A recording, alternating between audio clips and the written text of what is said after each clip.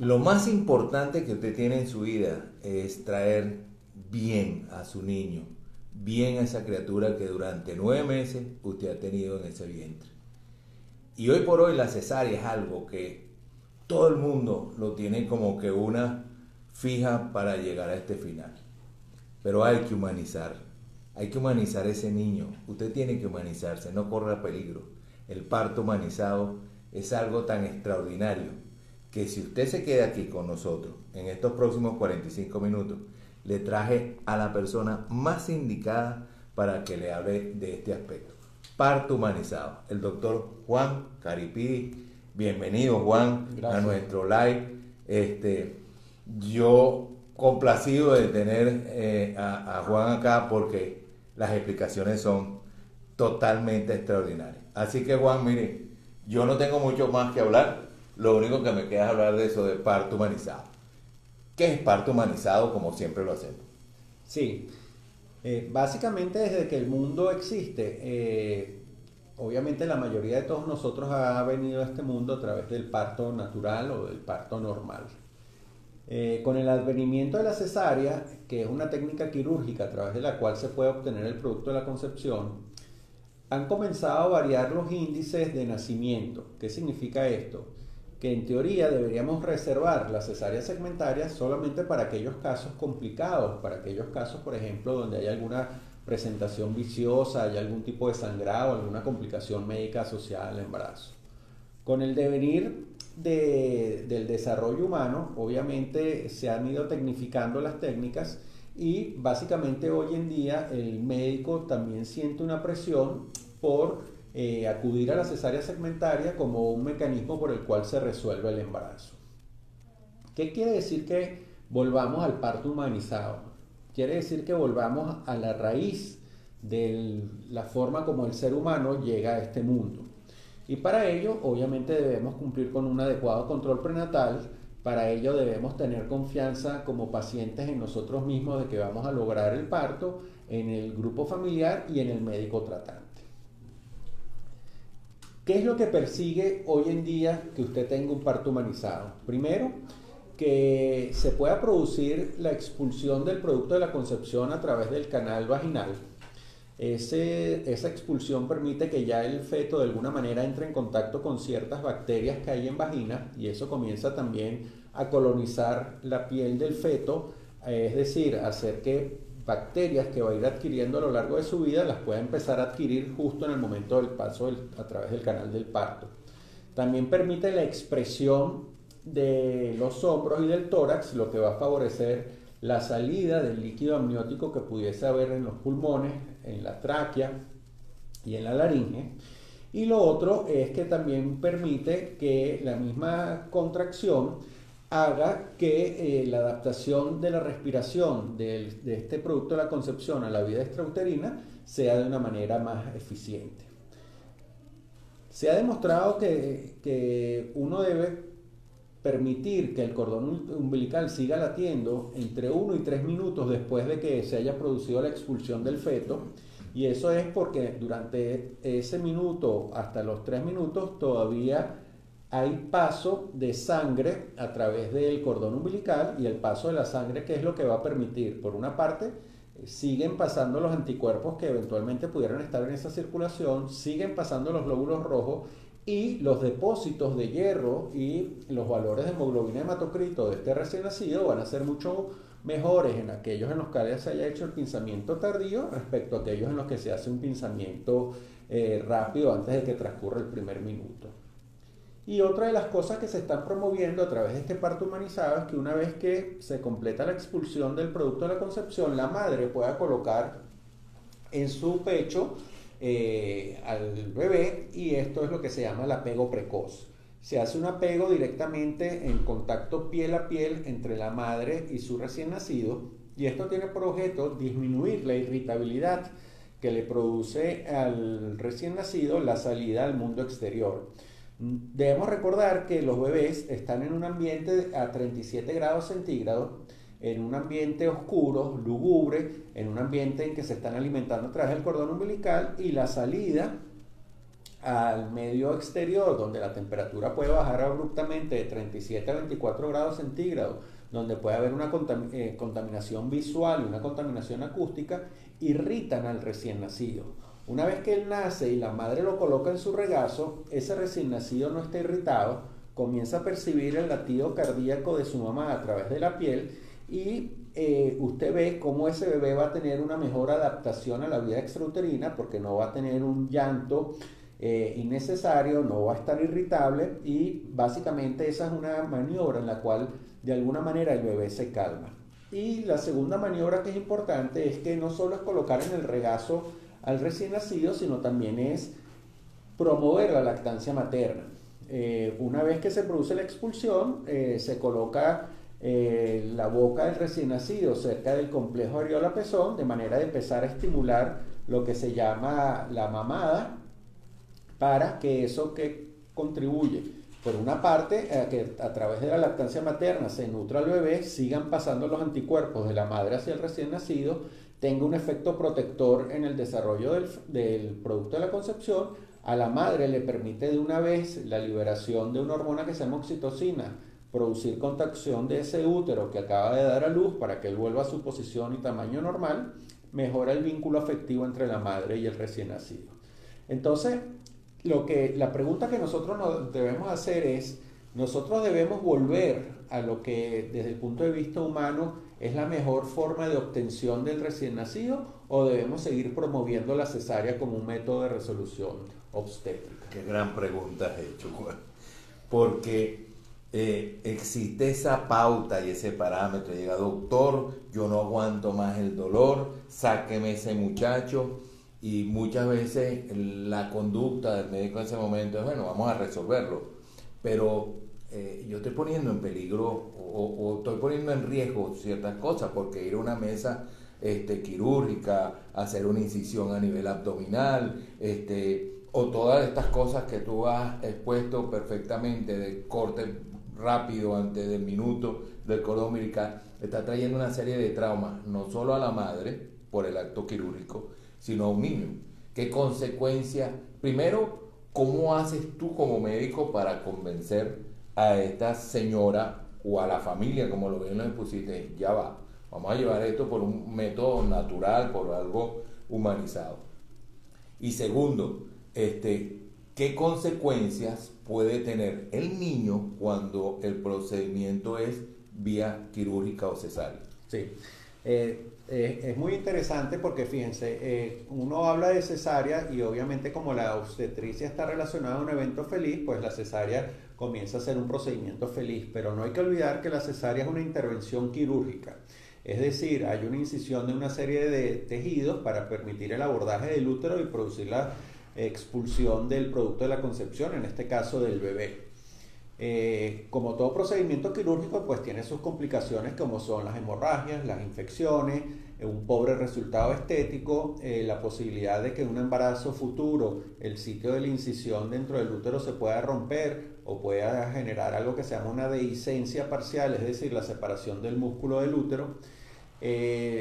La incidencia de cesáreas, como ha ido aumentando a nivel mundial, también ha reportado que hay una mayor predisposición a sufrir de complicaciones obstétricas tales como son la implantación de la placenta en un sitio anómalo, en este caso en el sitio de la cicatriz, siendo responsable de una mayor incidencia de placenta previa. Y créanme, la placenta previa es una urgencia obstétrica. Muchas veces la hemorragia impide que se completen las semanas de gestación y ponen en peligro tanto la vida de la madre como del recién nacido.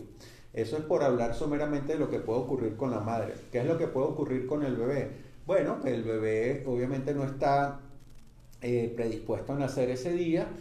Su cambio adaptativo a la circulación fuera del útero es distinta, y los bebés que nacen por cesárea segmentaria pues tienen un 20% de probabilidades de desarrollar cuadros de taquipnea transitoria del recién nacido. La taquipnea transitoria es un nombre técnico, pero básicamente es una dificultad respiratoria porque se pierde esa expresión que hablábamos de la cavidad torácica a nivel de la vagina, y al no producirse la expulsión de las secreciones y de las gleras, son bebés que hay que estar aspirando, Son bebés que se aspiran con una sonda, esa sonda puede lesionar obviamente algo que se llaman las coanas, que son los orificios nasales, pueden estimular a nivel de la laringe y de la tráquea ciertos receptores que generan deprivación respiratoria. Entonces estamos sometiendo a un procedimiento quirúrgico a una madre y a un producto de la concepción que en ambos casos pueden ser potencialmente complicados. Ya va porque tengo señas, Juan, y últimamente queremos resolverle la pregunta inmediatamente a la persona. Gerardo, una pregunta. Así es, doctor, nos están llegando muchísimas preguntas y por acá nos dicen desde la red social del doctor Kelvidis, ¿qué complicaciones puede haber? ¿Las asmáticas pueden tener un parto normal?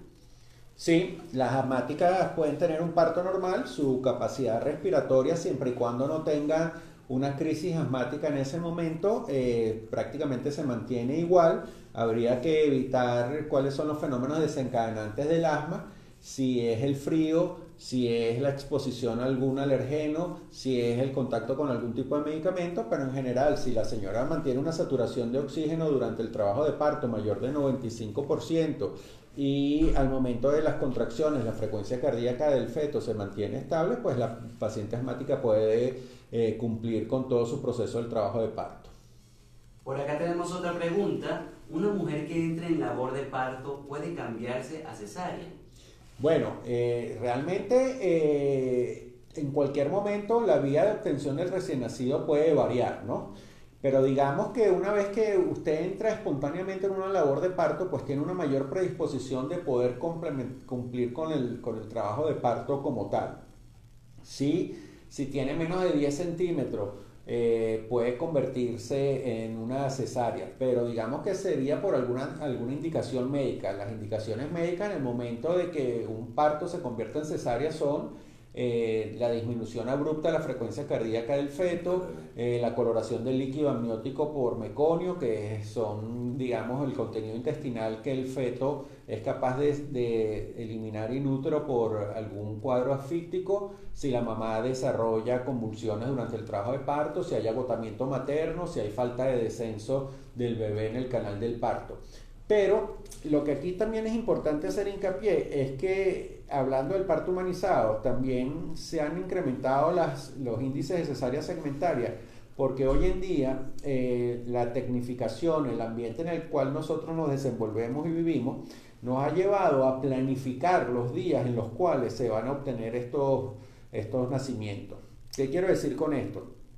Que muchas veces el médico y muchas veces también el mismo paciente escogen un día, escogen una hora, y el hecho de inducir un trabajo de parto sin que haya unas condiciones adecuadas va a incrementar el porcentaje de cesáreas segmentarias. Es por eso que también uno debe permitir que los embarazos cumplan el tiempo que deben estar in útero los bebés, que es entre las 37 y las 42 semanas.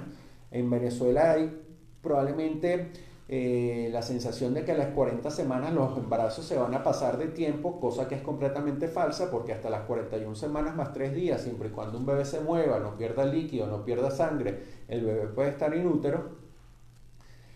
Entonces, ¿nosotros qué debemos aguardar? Pues que la señora empiece a tener 3 contracciones en 10 minutos, empiece a perder líquido, empiece a perder sangre, y muy probablemente cuando la señora arribe al hospital o al centro de salud donde la vayan a atender, esa es una señora que va a tener unas condiciones de su cuello uterino que van a estar blando, que va a estar permeable, probablemente va a estar dilatado, y su trabajo de parto va a ser mucho más corto.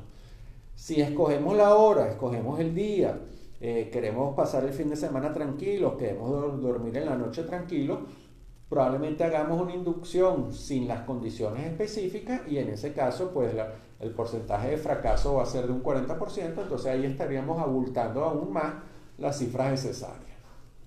Sí, creo que no hay preguntas por ahora. ¿Sí hay más preguntas? Nos siguen llegando más preguntas y por acá les preguntan al doctor, ¿después de una cesárea se puede tener un parto normal? Sí, después de no solo una cesárea, después de cualquier intervención quirúrgica sobre el útero que interese una sola cicatriz, no a nivel de la piel, una sola cicatriz a nivel del útero, una paciente puede intentar su parto normal. El tiempo ideal que debe transcurrir es al menos 1 año e idealmente 2. También leerán, y muchas veces nosotros como médicos le diremos, no, pero si ya tú tienes una cesárea, ¿por qué vas a intentar el parto normal? Si hay una posibilidad de que se rompa el útero, hay una posibilidad que después de que deja luz haya que abrir la barriguita para reparar la lesión que hay en el útero. Eso sí es verdad, afortunadamente es una complicación que ocurre muy poco y bien controlado, bien tratado, realmente hasta los momentos. En mi humilde experiencia, yo no he tenido que reintervenir un paciente por una rotura uterina. Sí. ¿Hay más preguntas? Vamos a hacer otra más para seguir con la entrevista. Si sabemos que el parto es la opción ideal, ¿por qué la tendencia a realizar tantas cesáreas en nuestro país? Bueno, porque obviamente lo que estamos hablando un poquitico, situación país, situación seguridad, situación que, aprovechando ahorita el COVID-19, la gente se ampara en cualquiera de estas características para decidir una cesárea segmentaria. Fíjense, aunque estemos en pandemia, la infección por COVID-19 no determina cuál es la vía de resolución del embarazo. Es decir, usted puede tener un parto normal, incluso estando infectada por COVID e incluso viviendo la pandemia del COVID. Y la tasa de cesáreas aumenta, ¿por qué? Porque muchas veces somos nosotros mismos los que decidimos cuándo van a ser el producto de la concepción. Cuando usted le pone fecha y hora, tiene que hacer algo que se llama una inducción y tiene una mayor probabilidad de fracaso y tiene una mayor probabilidad de seguir aumentando los índices de cesárea. Entonces, uno cuando se compromete a hacer algo lo tiene que hacer de una forma adecuada. Es decir, si yo soy obstetra, no puedo poner un horario de trabajo de 7 a 2 y de lunes a viernes. ¿Por qué? Porque los partos no tienen hora ni fecha en el calendario y tampoco hacen paros.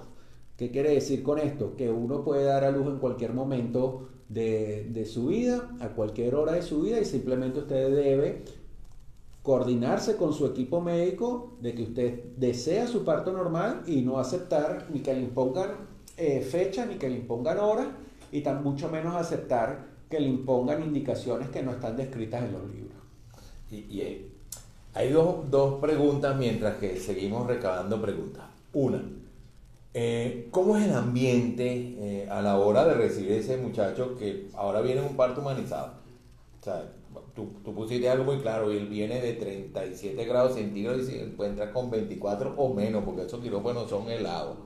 Y la otra cosa es que él viene de un mundo oscuro, tranquilo, viene de un hotel 20 estrellas y de repente se encuentra con luces, ruido. O sea, ¿qué condiciones tú le pones a ese parto humanizado? Bueno, afortunadamente también ahorita que hablamos de parto humanizado hay un advenimiento de que la mujer está solicitando ser acompañada por un personal distinto al personal médico, que en este caso se llama una dula. La dula es una mujer que por definición está preparada para apoyar el trabajo de parto de la señora, y muchas veces estas dulas traen esencias aromáticas. Nosotros tratamos de mantener las luces apagadas, hacemos aromaterapia con estas esencias y también hacemos musicoterapia. Generalmente colocamos música que no sea estridente, música relajante, y controlamos el proceso de expulsión del feto. Es decir, dejamos que primero se expulse la cabeza, después viene la expulsión de los hombros, dejamos al bebé en el canal para que sea él mismo en esa compresión a nivel de los hombros el que elimine las gleras. Procedemos a la extracción del resto del cuerpo e inmediatamente colocamos al bebé en el regazo y lo cubrimos para evitar la pérdida de calor. Y en la mayoría de la sala de parto hay una posibilidad de regular la temperatura, ya que en este país la mayoría de las salas de parto tienen una dualidad. Bueno, pueden trabajar como un paritorio o pueden trabajar como un quirófano. Entonces, una vez que tenemos un trabajo de parto y que sabemos que la señora va a esas salas, pues apagamos el aire acondicionado de manera de permitir que aumente algo más la temperatura y no haya un choque de calor a frío, como ocurre en la mayoría de los sitios donde la temperatura entre los quirófanos pudiese oscilar entre los 17 y los 18 grados centígrados. Sí, los quirófanos son helados normalmente. Tienen su razón.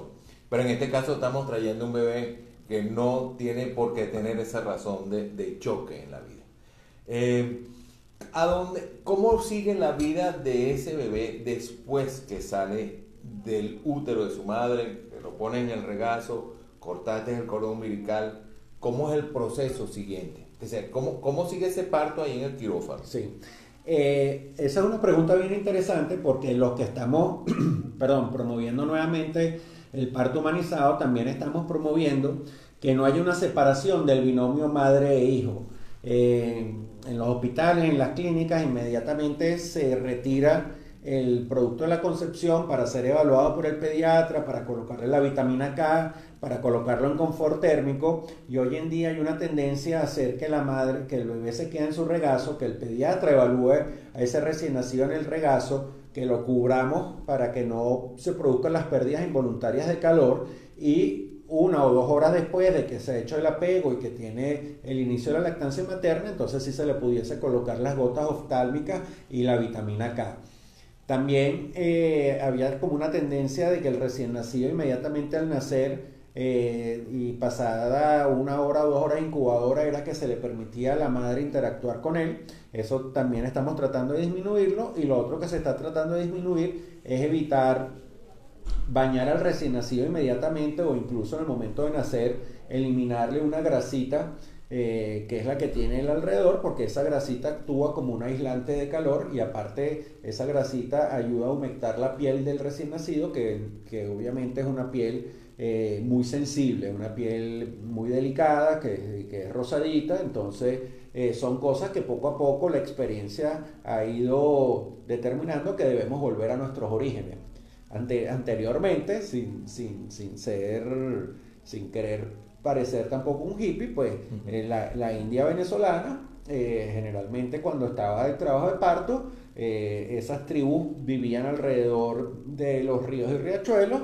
La india llegaba a la orilla del río, ella misma se acuclillaba, ella misma obtenía su producto de la concepción, lo colocaba en su regazo, prácticamente hasta que no se expulsaba la placenta, no se hacía ninguna maniobra. Una vez que se expulsaba la placenta, con una piedra se seccionaba el cordón umbilical, y ese recién nacido nunca salía del regazo de la madre.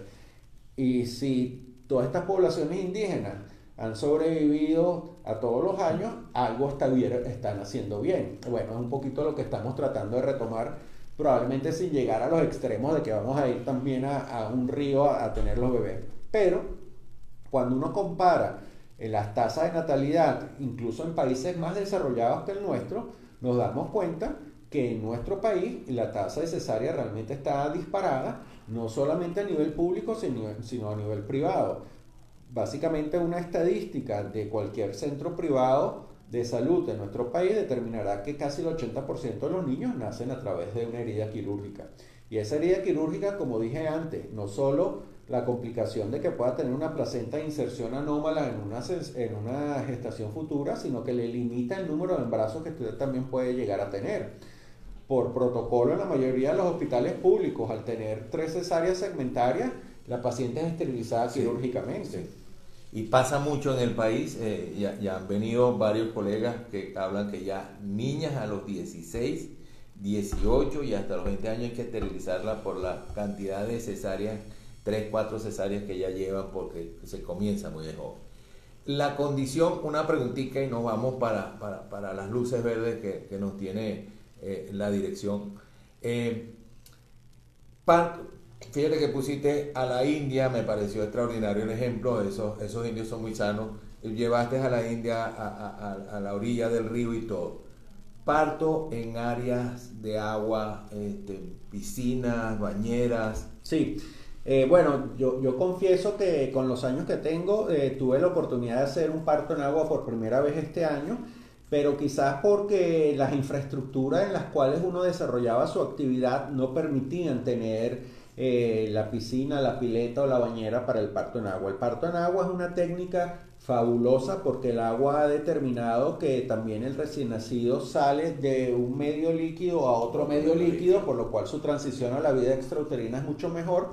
El agua temperada a 31, 32 grados centígrados tiene un efecto analgésico también en toda la zona que se llama periné, que es digamos la vagina, las márgenes del ano, la zona interna, se evitan los fenómenos de compresión de una arteria, de una vena que tiene la mujer por detrás de su útero, que es la arteria aorta y la vena cava, porque al flotar libremente la mujer se evita esa compresión del útero sobre la aorta y la cava. También el agua hace que los vasos sanguíneos a nivel de la vagina, en el caso de que se estén lacerados, se rompan o sangre, la cantidad de sangramiento sea menor, porque el agua tiene un efecto vasoconstrictor, o sea, un efecto de cerrar esos vasos sanguíneos. Y obviamente lo que es la libertad de movimiento y el efecto analgésico que provoca el agua en ese ambiente hace que el parto sea más armonioso. Sí.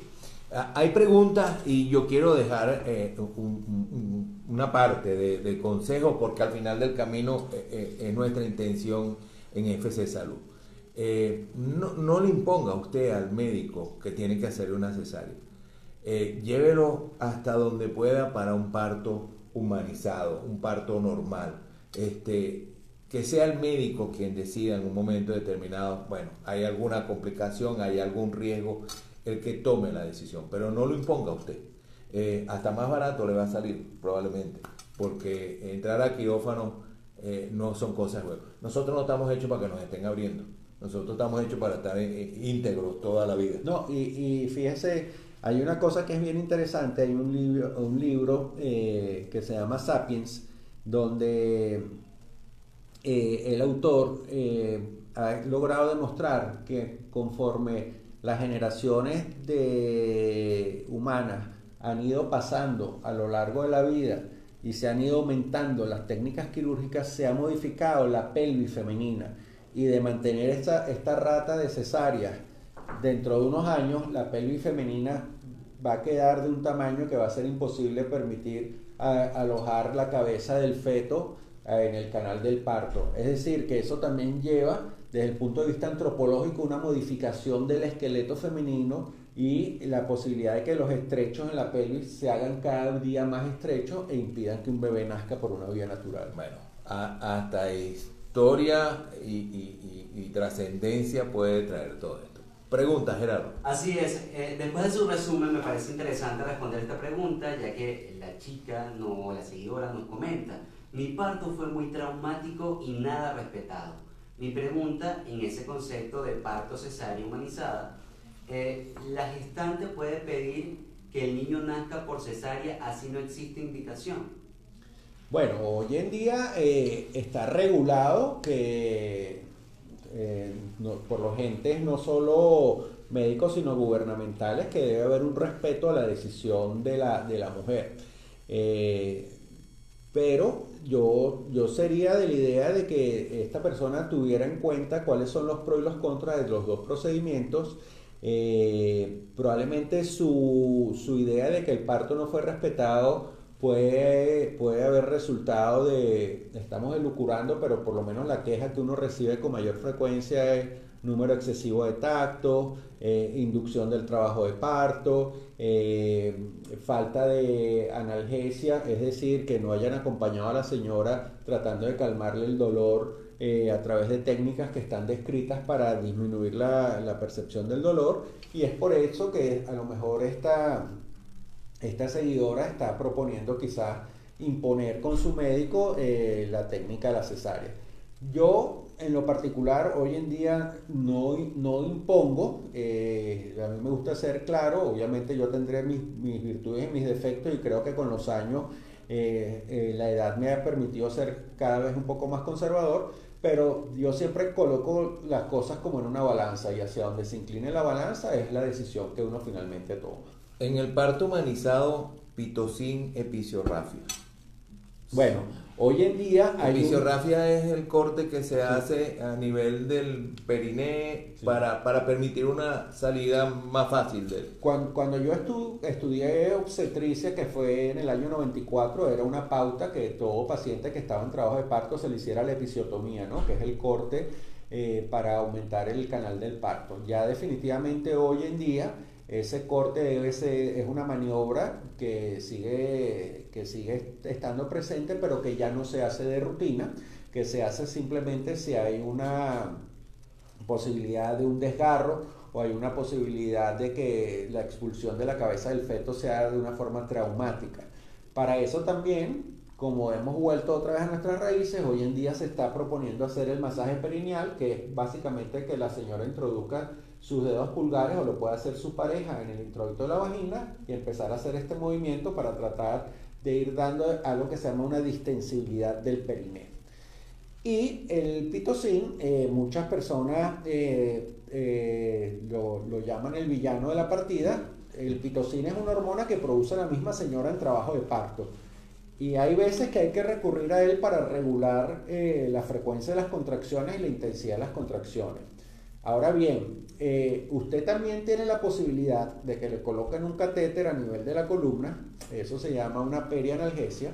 Y la diferencia que hay entre el parto normal y la cesárea es que aunque le coloquen la analgesia, usted va a seguir percibiendo el dolor, incluso el dolor lo va a percibir con mayor intensidad en el momento de la expulsión, pero se humaniza esa percepción del dolor. Es decir, se trata de abolir la sensación del dolor. Lo que no le podemos abolir en el momento del parto es la sensación de pujo, porque de lo contrario el bebé no sería expulsado. Ok, Gerardo. ¿Qué complicaciones se le pueden presentar al bebé al momento del parto o la cesárea? Bueno, la principal complicación es que pudiera tener alguna alteración en el aporte de oxígeno y nutrientes, ya sea porque la mamá en su posición que está boca arriba, hay una compresión del útero sobre una arteria que se llama la arteria aorta y sobre una vena que se llama la vena cava, que no haga su cambio adaptativo una vez que esté afuera. ¿Qué significa esto? Pues que el bebé sale de un ambiente líquido, hay que producir la contracción del tórax para que se expulsen todas las secreciones. Si es por cesárea tiene una posibilidad mayor de que no lo haga que si es por parto. Otra de las complicaciones que puede haber es que si el personal de salud no está adecuadamente protegido o cubierto, que nosotros le podamos transmitir alguna bacteria, y en épocas de COVID que nosotros le podamos incluso transmitir el virus, y básicamente esas serían las principales complicaciones al momento de la obtención del recién nacido. ¿Participación del padre en este tipo de parto? Sí, por lo menos nosotros estamos tratando, dentro de humanizar el trabajo de parto, hacer parte activa del papá. El papá en todo momento acompaña a la mamá en la sala de parto, y muchas veces, siempre y cuando el bebé no traiga una circular de cordón que amerite que sea el mismo médico el que seccione el cordón, el papá está seccionando actualmente el cordón umbilical de su bebé. ¿Y cómo entra vestido? Tiene su mono quirúrgico también. Ok, porque es que he visto algunos en donde inclusive ponen al bebé en el regazo del padre, que también está despojado de ropa, ¿no? Bueno, eso es lo que se llama el apego precoz por indisposición materna. Por ejemplo, una señora que hayan tenido que intubar significa que hayan tenido que dormir completamente y que hayan tenido que garantizar una vía aérea. Entonces ese apego precoz, en vez de hacerlo la madre, lo hace el padre colocándose el producto de la concepción directamente en su tórax. Pero mire qué interesante la condición humana de volver esto a como era en el pasado. En el pasado no se abría nadie. Todo el mundo o todas las mujeres tenían un parto natural y los muchachos crecían sanos y fuertes y no había tanto problema. Por eso estamos tratando de volver hacia atrás. Porque las condiciones son ideales, es la forma como Dios o quien le tocó crearnos como seres humanos nos puso para que hiciéramos la vida normal o que la mujer tuviera su parto. Gerardo, ¿tienes más preguntas? Así es, nos han seguido llegando muchísimas preguntas y por acá nos dicen: ¿qué es cierto que la vagina cambia más por parto que por cesárea? Bueno, sí es cierto, porque la vagina se tiende a distender para permitir el paso de un producto de la concepción que pesa entre 2,5 kilos y 3,5 kilos. Pero también es cierto que si la señora de forma prenatal hace ejercicios para mejorar la elasticidad de la parte baja de su cuerpo, que se llama periné, en este caso sentadillas, en este caso caminar, la natación es súper importante para fortalecer esos grupos musculares, y una vez que se produzca el trabajo de parto, hace un ejercicio que consiste en tratar de miccionar, es decir, en tratar de orinar y aguantar las ganas, que usted lo podrá conseguir en internet como los ejercicios de Kegel. o de Kegel. Esos ejercicios ayudan a fortalecer lo que es la vagina y el periné, y eso obviamente es como un músculo, usted lo tiene que entrenar para mantenerlo tonificado.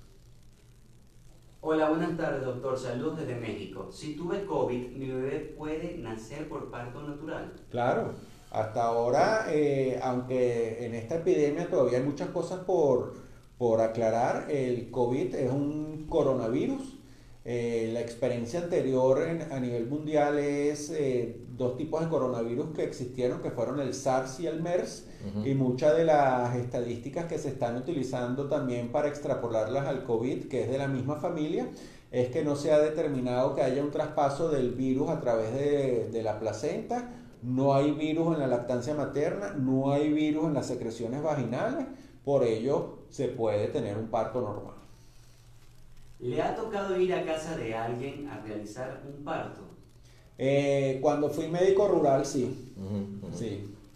No solo me tocó ir, sino que cuando también fui médico rural, obviamente no era obstetra, era médico general, y digamos atendí a una señora, y como en ese caso no había pediatra, atendí al recién nacido y me volteé creyendo que ya la placenta había salido, y resulta que la señora estaba embarazada de unos gemelos y no se había percatado, y obviamente hoy en día ya sabría qué tendría que hacer, pero en ese momento lo primero que hice fue llamar a la ambulancia para que se llevaran a la señora para atender al segundo gemelo, que lamentablemente no venía de cabeza.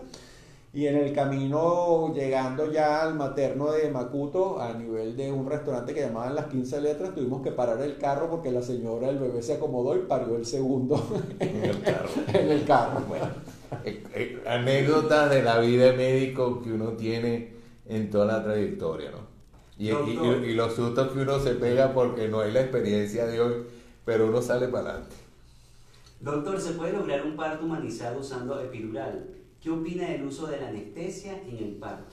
Bueno, yo soy, digamos, pro anestesia. Obviamente ustedes dirán que es incongruente con llamarlo humanizado porque hay una intervención médica.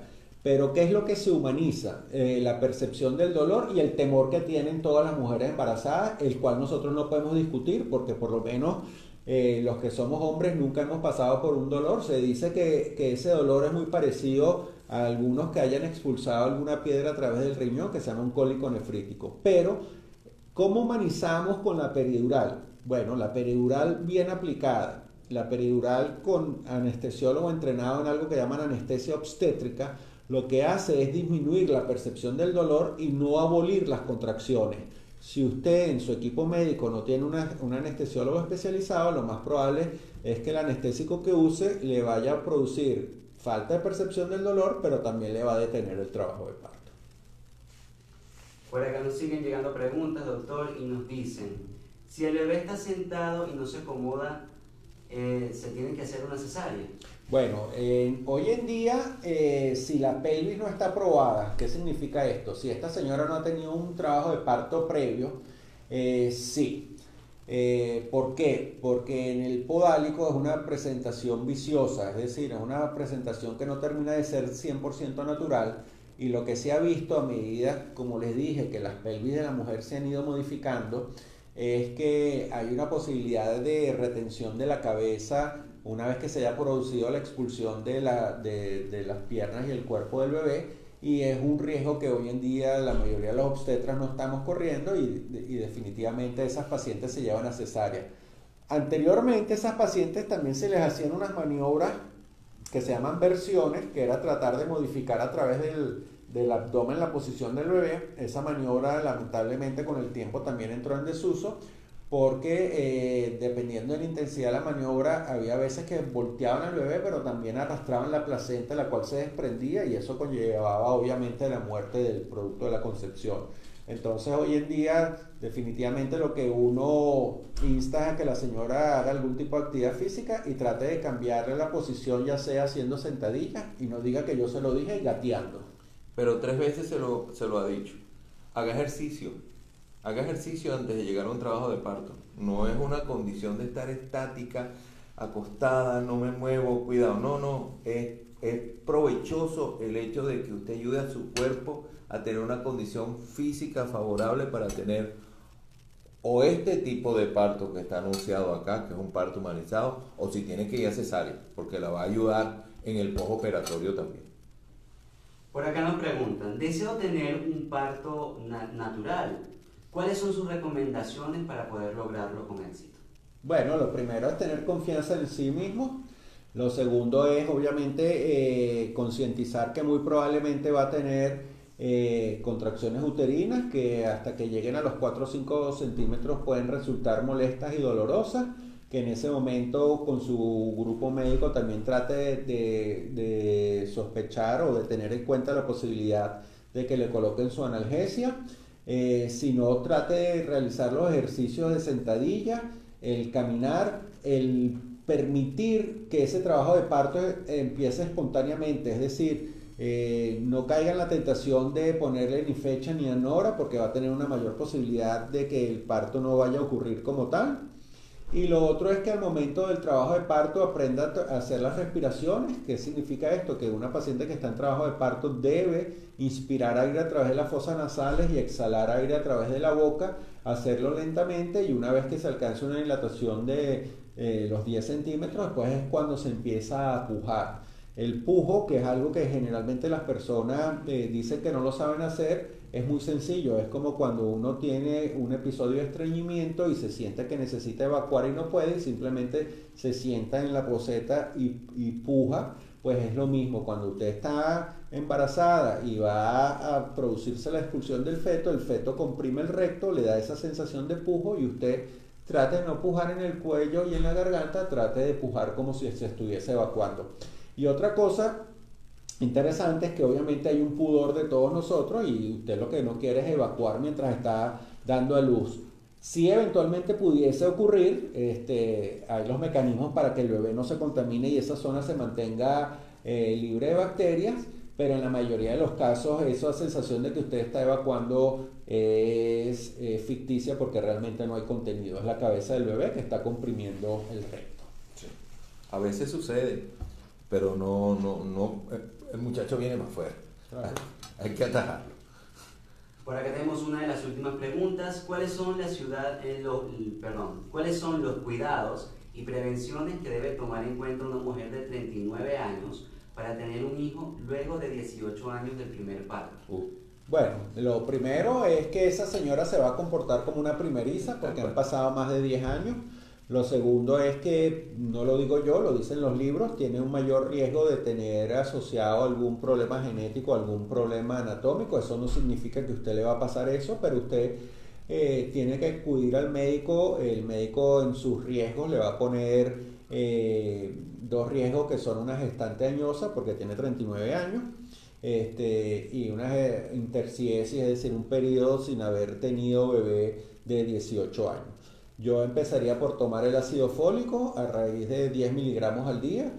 Trataría de hacerme mis exámenes prenatales donde descarte infecciones por rubiola, toxoplasmosis, virus de la hepatitis B. Trataría de tener mis relaciones sexuales en la edad fértil, manteniéndome con los pies en alto y del ladito izquierdo, porque las tasas de fertilidad también pudiesen disminuir eventualmente después de los 35 años. Y una vez que se produzca la falta menstrual, acudir al control prenatal.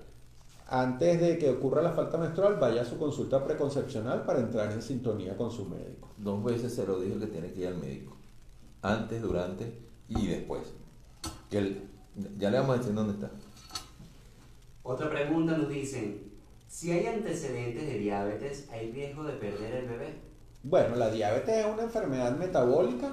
Generalmente el antecedente de diabetes lo que hace es que usted va a tener un riesgo mayor de poder desarrollar diabetes en el embarazo. El médico tiene que estar consciente de esos riesgos, tiene que hacer los exámenes pertinentes para descartar que usted esté desarrollando diabetes y colocar los tratamientos apropiados. Obviamente, si no está controlada la enfermedad, si no le hace ningún estudio, pues sí hay una mayor posibilidad de pérdida que a las que ya se identifica el riesgo y se trata. Nos siguen llegando muchísimas preguntas acá a la cuenta del doctor Caripidis. Por acá nos vuelven a hacer la misma pregunta con respecto a la diabetes.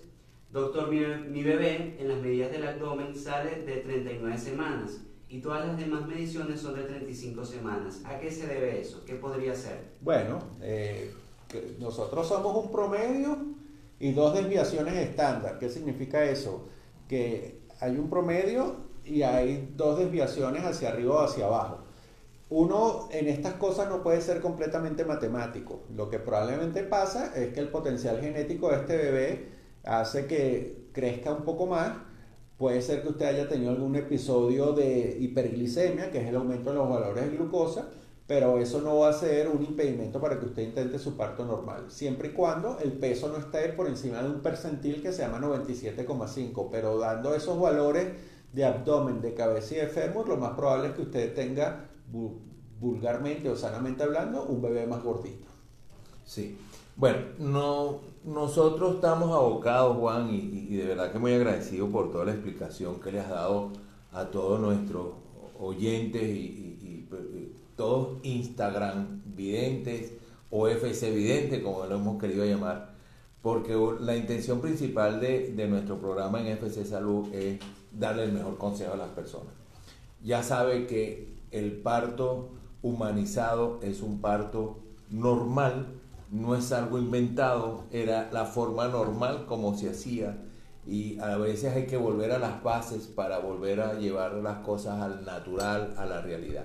Lo ha dicho varias veces Juan, la morfología femenina va cambiando en la medida de que las cesáreas existen. Tratemos de dejar esto para cuando ya no hay más condición. No es una cuestión de imponerla, ni de decidirla, ni porque yo quiero doctor. Igual a nuestros colegas se los pedimos, por favor, que obtengan este mensaje que tú has dado muy bien explicado. Creo que no hay más preguntas, creo que llegamos al final. Seguramente te van a llegar de preguntas en tu Instagram, donde encontramos a Juan Caripides. Bueno, me pueden localizar a través de mi red social, que es Juan Caripides Taveris. Y bueno, yo hago mi práctica privada en el Hospital de Clínicas Caracas. Y quería agregar un último comentario que probablemente a mí me llevó 5 años aprender la técnica quirúrgica, disminuirme el porcentaje de complicaciones, dejar las cicatrices estéticamente bellas, pero también me llevó después 15 años saber cuándo no voy a operar. Con eso creo que si lo saben interpretar, sabrán por qué estamos otra vez volviendo a nuestras raíces, que es el parto normal. Bueno, ya está clarito. Bueno, no me queda otra. Quisiéramos tener más tiempo, pero Instagram nos corta la hora de despedirnos. Darle las gracias a nuestra productora, la señora Farar Veláez. Darle las gracias al director Luminito, micrófono, preguntas, café, el hombre orquesta, nuestro querido Gerardo Frey. Y en el nombre propio, darte las gracias, Juan, por haber estado con nosotros en FC Salud. Los invitamos para el martes que viene. Vamos a hablar de Movember. Vamos a tener un programa maravilloso porque vamos a tener 4 invitados, 2 urólogos, un sexólogo y un psiquiatra, para hablar de este mes creado y que se lleva en pro de la salud del hombre. Y le echaremos el cuento de dónde aparece esa palabra de Movember. Igual me despido yo, Carlos Lezama, certificado locutor 10608 y Colegio Médico del Estado Miranda 10098. Los esperamos el martes y continuamos en el mes de Movember. Hasta luego y muchas gracias. Gracias.